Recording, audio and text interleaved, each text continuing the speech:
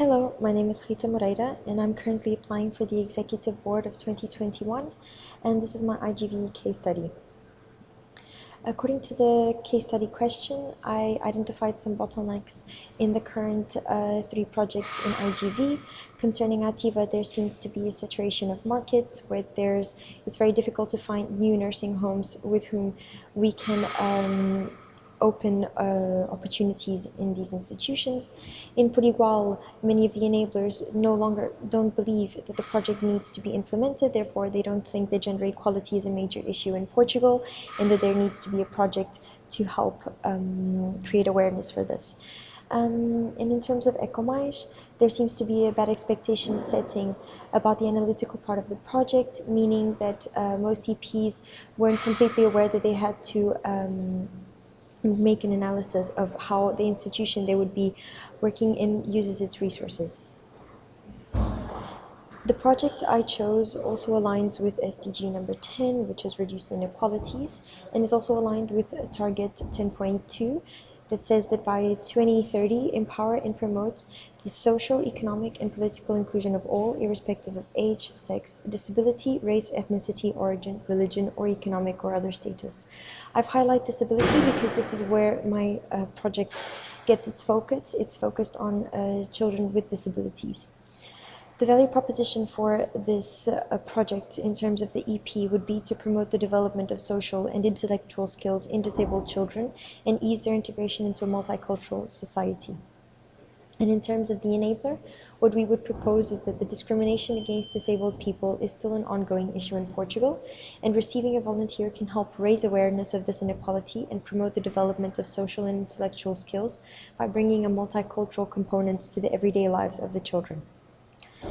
The target markets for this project would be schools for special needs kids or even private schools with special classes that assist special needs kids. In terms of IR attraction strategy for this new project, in terms of promotion materials, I would make booklets with essential information regarding the project, in terms of its mission and value proposition. And also make one-pagers with the benefits of the opportunity, similar to the ones that have been created for the previous three projects. This can be sent to IR groups and then forwarded to EPs, potential EPs. Something else to do would be IR calls.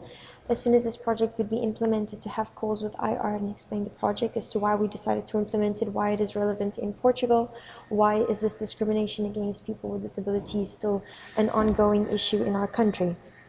In terms of promotion, it would be to give the IR appealing information for them to be able to promote our project,